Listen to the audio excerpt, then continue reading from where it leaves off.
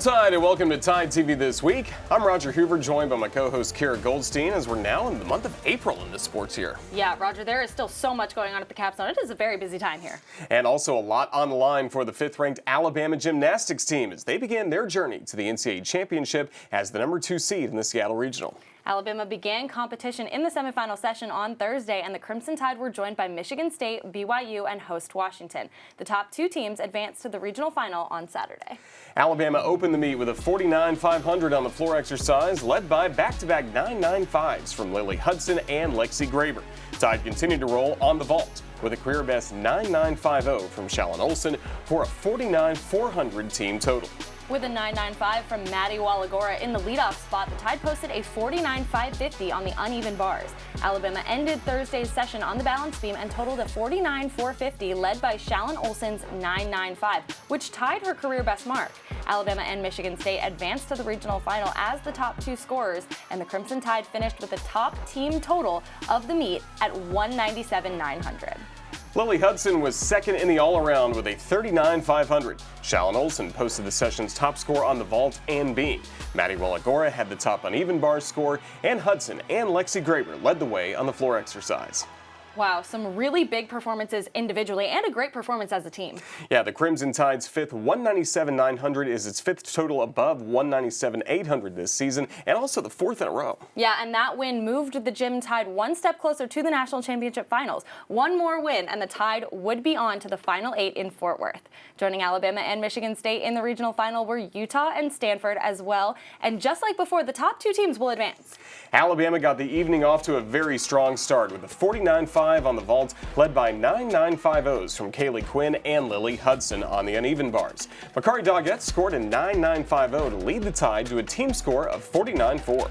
The Crimson Tide scored a 49.625 after matching career-best 9.95s from Ella Burgess, Shania Adams, and Lily Hudson. With a bid to the NCAA semifinals on the line, Alabama continued its march to Fort Worth with a huge 49.650 on the floor exercise, led by 9.95s from Emily Gaskins and Lexi Graber. The Crimson Tide advanced to the NCAA championships with a 198.175, which was the second highest score in school history and the Tide's highest in postseason competition. Utah also advanced out of the Seattle Regional as the Utes edged the Tide with a final score of 198.200. Let's take a look at the Tide as they celebrated their win and also advanced to the NCAA championships in Fort Worth.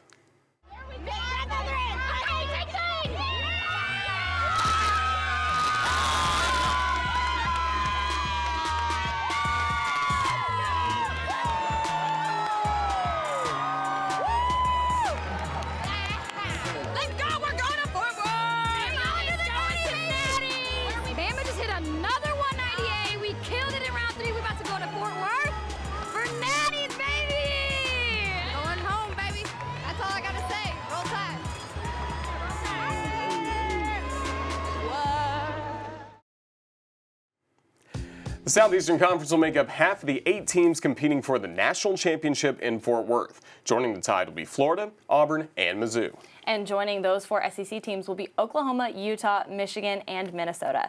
Team semifinal and individual competition will be in 2 4-team sessions on Thursday, April 14th on ESPN2. And the top 2 teams from each semifinal will advance to the championship final on Saturday, April 16th on ABC. Well, the Alabama baseball team picked up their first SEC Series win of the season. And we saw perfection out at Rhodes House. We'll have that and more when we return here on Tide TV This Week.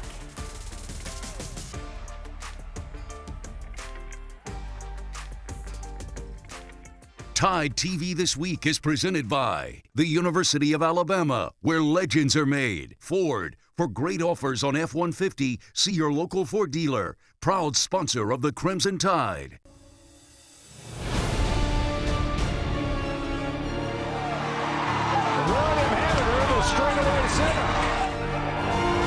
Baby, did he do it? Yes, he did! And now Drew Williamson, look out downtown. Gone. Throw there is not in time, and Alabama is a winner. Both teams had a chance to celebrate today, but it's Bama's that counts. Welcome back to Tide TV This Week. The Alabama baseball team was back at home this past weekend as the Tide hosted the Texas A&M Aggies. Texas A&M won a pitcher's duel to take the series opener on Friday 3-2, but both offenses really got things going in Game 2 on Saturday. Texas A&M scored first in the top of the fourth, but the Tide came roaring back, scoring 7 consecutive runs with 2 RBIs from Andrew Pinckney and 3 from Caden Rose as the Tide took a 7-1 lead in the bottom of the fifth. The Aggies battled back and retook the lead with 7 consecutive runs of their own to take an 8-7 lead in the top of the 6th inning. In the bottom of the 7th, a Bryce Eblin single through the left side scored Drew Williamson to tie the game at 8. After a couple of walks to load the bases, William Hameter came in to pinch hit and delivered. Hameter singled up the middle to score Rose and Eblin to give Bama the lead back at 10-8. Then in the top of the 9th, with 2 outs and the tying run just 90 feet away and the winning run on second, Dylan Ray gets the Aggies batter to whiff for strike 3. As Ray gets a save, he strikes out 5 of the 6 batters he faced to win the game. As Alabama evened the series with a 10-9 win in game number 2. In the rubber match on Sunday, down 2-0, Alabama used a 5-run fourth to retake the lead. William Hameter started the scoring off with a 2-run double to center, while Dominic Temez and Zane Denton also drove in a couple of runs. Drew Williamson capped off the inning with an RBI double of his own to left center to make it 5-2 Crimson Tide. Alabama added a couple more runs in the 7th, then in the 8th, it was a Bryce Eblin double to right field that brought home Tommy Seidel as Alabama rolled to an 8-4 win over Texas A&M to take the series 2-1. When you play at home, you need to win those series. So really glad to get a series and thought, we played pretty good this weekend. We certainly made some mistakes, but I think all 3 days we did a lot of good things and did some good things offensively today. I thought we pitched well and played good defense, at least on Friday and Sunday. So pretty good weekend for us, and hopefully we can, keep it going on Tuesday. And boy, did the Tide keep it going on Tuesday, Roger. The Alabama offense erupted for 10 runs on 12 hits as Bryce Eblin was 3 for 4 on the night with 2 runs scored and an RBI. And William Hameter continued his hot start in his return from injury as he belted a 3-run shot over the wall in right center. That homer made it 8-1 Crimson Tide as the Tide rolled to their 5th win in 6 games with a 10-1 victory over the Bulldogs of Samford. The Alabama pitching staff allowed just 1 run, also struck out 10 in the win. Alabama will hit the road this weekend as the Crimson Tide will take on the 7th-ranked Ole Miss Rebels for a 3-game series in Oxford. And the 4th-ranked Alabama softball team was at home this past weekend as well as Patrick Murphy's squad hosted 15th-ranked Georgia. Coming into the matchup, Georgia had never won a series in Tuscaloosa, and the Tide looked to keep it that way as they took on the Bulldogs in a 3-game series beginning on Saturday. It's the 10-year anniversary of the Crimson Tide's national championship back in 2012. The Tide danced in the rain as Alabama defeated Oklahoma to become the first SEC team to win the Women's College World Series. Before Saturday's Game 1 against Georgia, the national champions were recognized before the game, and former Tide pitcher Jackie Traina threw out the first pitch. Georgia jumped out to a 3-0 lead, but the Tide's Allie Shipman wiped that 0 off the scoreboard in the 4th with this solo shot over the wall in left field. The Bulldogs then added 2 more in the top of the 6th on a 2-run homer from Sydney Kuma, but Alabama answered right back in the bottom of the 6th with a 2-run double from Megan Bloodworth. Unfortunately, that would be all the Tide could manage in the series opener as Georgia won Game 1 5-3. Georgia jumped out to an early lead again on Sunday as the Bulldogs led 3-1 in the top of the 4th, but it would be all Crimson Tide from there. Alabama scored 8 consecutive runs, including a 2-run homer to left field off the bat of Jenna Johnson in the 6th. Lexi Kilfoyle went the distance in the circle, striking out 8, allowing just 3 runs as Alabama dominated Georgia to even the series and take Game 2 9-3. And it was Monday night softball for the rubber match of the series. And the bright lights and big stage clearly didn't bother Lexi Kilfoyle because she was perfect, Roger. The junior struck out 10 of the 18 batters she faced as she didn't allow a base runner for just the 6th perfect game in Crimson Tide history and the first of Lexi Kilfoyle's career. Leading 6-0 in the bottom of the 6th, Allie Shipman ended the game as she crushed the pitch over the left field wall for the walk-off 3-run homer. What a way to end the series, a perfect game and a walk-off 3-run homer as Alabama took Game 3 and the series with a 9-0 win. Mentally, I was trying to just dominate the zone and make the ball move and make them to get out themselves. I was trusting my defense and knowing that if I was going to spin it, they were going to get the ground balls and they would get them out. So I had my defense's trust behind me the whole time. What a game to end to capture the series win for the Crimson Tide. A walk-off home run from Allie Shibman, also Lexi Kilfoyle, the perfect game. Yeah, and with that performance, Lexi Kilfoyle was named the Southeastern Conference Pitcher of the Week. Kilfoyle picked up back-to-back wins against Georgia in games 2 and 3 to secure the series win for the Crimson Tide. Kilfoyle had the SEC's top-rated offense to just 3 runs with 19 strikeouts over 13 2/3 innings with a 1.54 ERA.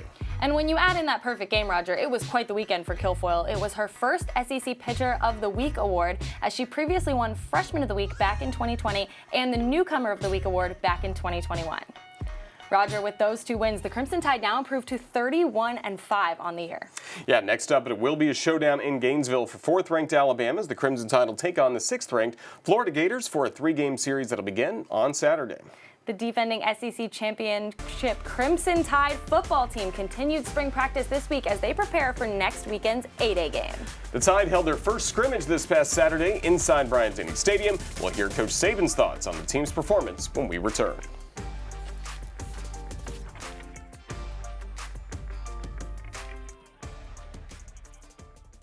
Tide TV This Week is presented by the University of Alabama, where legends are made. Ford, for great offers on F-150, see your local Ford dealer. Proud sponsor of the Crimson Tide. They're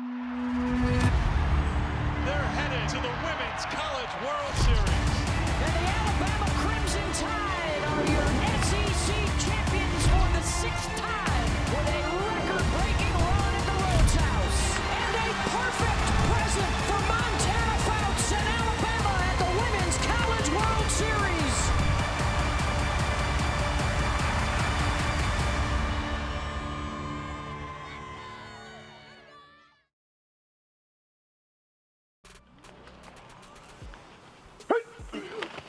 Now he turned, you got to put your foot in the ground. Welcome back to Tide TV This Week. The Alabama football team continued spring practice this week as the Tide returned to the field on Monday for practice number 9 of the spring, as the Tide practiced for 2 hours in full pads at the Thomas Drew practice fields. After their first scrimmage of the spring this past Saturday, the Tide practiced on Monday, Wednesday, and Friday of this week as they prepare for scrimmage number 2 on Saturday. Here's what Coach Saban had to say after the Tide's first scrimmage of the spring. Number one, the goal of a day like today, first scrimmage in spring ball, is, we want to see how many guys that, we can give them the knowledge, the experience, the technique, the fundamentals, the ability to go out and execute so that they can play winning football in the fall. So because of the circumstance we're in, we're getting a lot of young players, a lot of opportunities, which I think is really important. Having 3 offensive linemen out, 2 starters, for the entire spring. Actually, we had a couple guys out on defense today, so that gave some other guys some opportunity, nothing serious. But all in all, I thought the effort was pretty good out there. There were some really good collisions. Guys played with toughness. I thought we executed okay on offense. I think we, dropped some balls, which is something that we need to clean up. Probably had too many pre-snap penalties, which is on both sides of the ball, which is something we need to clean up. So just playing smart football. It's important to have a great sense of urgency, but it's also important to be able to play with intelligence and make good choices and decisions so that you can play winning football. But, all in all, I'm not disappointed where we are. I just think that we just got to take everybody from wherever they are and try to keep working with them so we can continue to improve. Wow, can you believe it, Roger? We are just 1 week away from A-Day. Next Saturday, fans will fill Bryant-Denny Stadium to watch the Tide in their final practice of the spring. And there are several transfers, freshman players stepping up into much bigger roles, so it's going to be exciting to see all of them out on the field inside Bryant-Denny. And before the game, there were a few things you may want to take part in. Wilbur Jackson and John Mitchell were instrumental in the integration of the Crimson Tide football team. Those two will be honored along with a commemorative plaque unveiling outside Gate 1 at 12:30. The Walk of Champions will take place at 1 o'clock, and this year's Golden Flake A-Day game will kick off at 2 p.m. and will be broadcast live on SEC Network Plus. Before we go to break, let's take an all-access look at the highlights from the Crimson Tide's first scrimmage.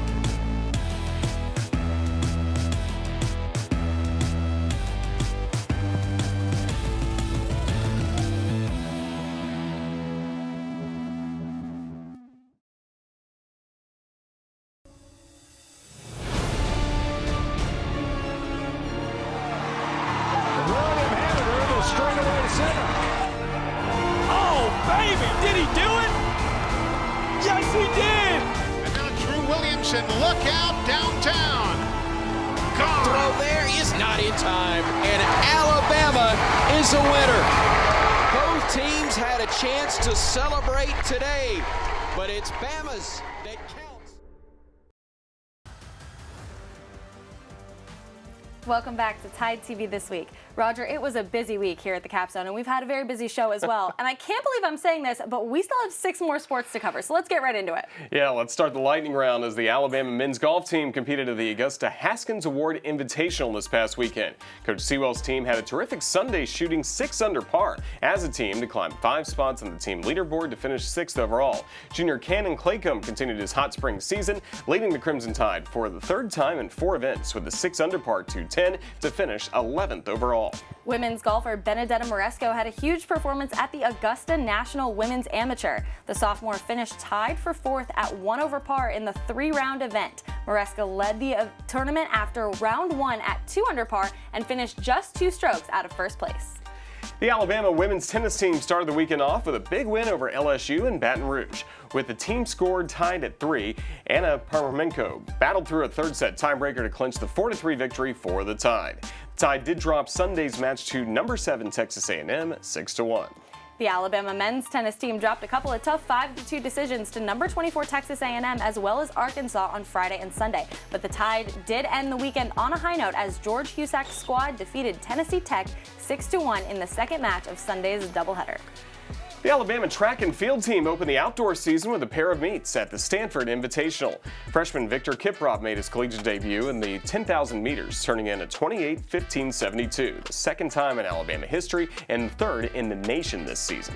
In Gainesville, the Tide had several top finishes. Kieran McKegg posted a silver medal finish in the weight throw, and Elka Machan earned silver in the 5,000 meters. Alan DeFaltu took 2nd place with a throw of 57.94 meters in the men's discus. It was a great day for the Alabama rowing team on the Black Warrior River as the Tide hosted the Tennessee Volunteers. It was the first time the only 2 rowing teams in the SEC faced off in Tuscaloosa. Alabama won 5 of the 6 races against Tennessee. The Vols won the first varsity A+, but the Tide finished the regatta, winning the final 5 races. Whew, that was quite a lightning round. That was a lot in a short amount of time, Roger. But as we said, it was a busy week here at the Capstone, and we're still not done. Yeah, stay with us as we reveal our plays and players of the week coming up next on Tide TV This Week.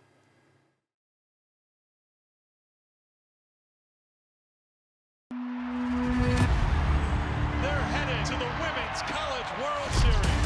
And the Alabama Crimson Tide are your SEC champions for the 6th time with a record-breaking run at the Rhodes House. And a perfect present for Montana Fouts and Alabama at the Women's College World Series.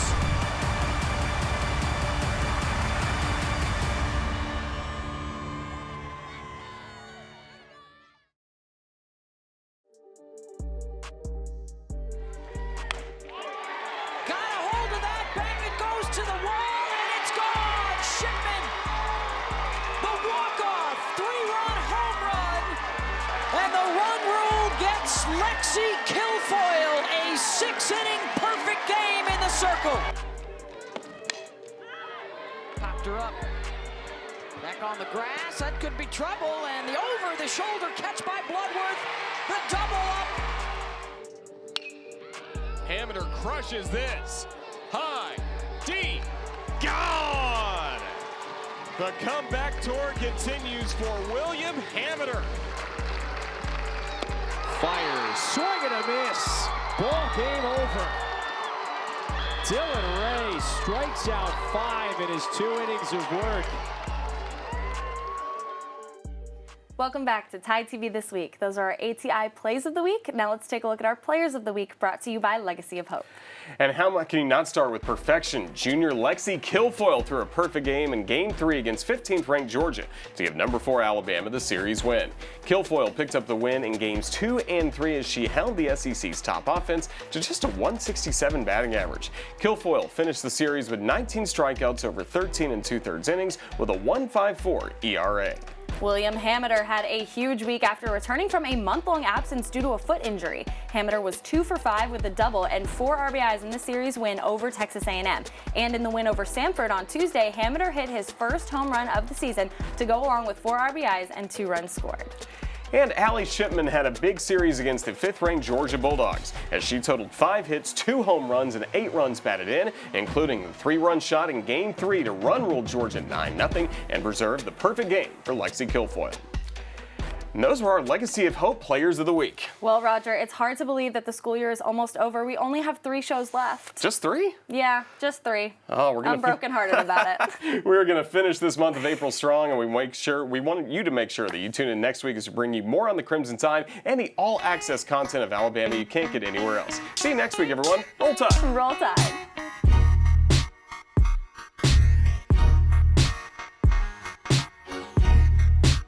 This has been a presentation from Learfield,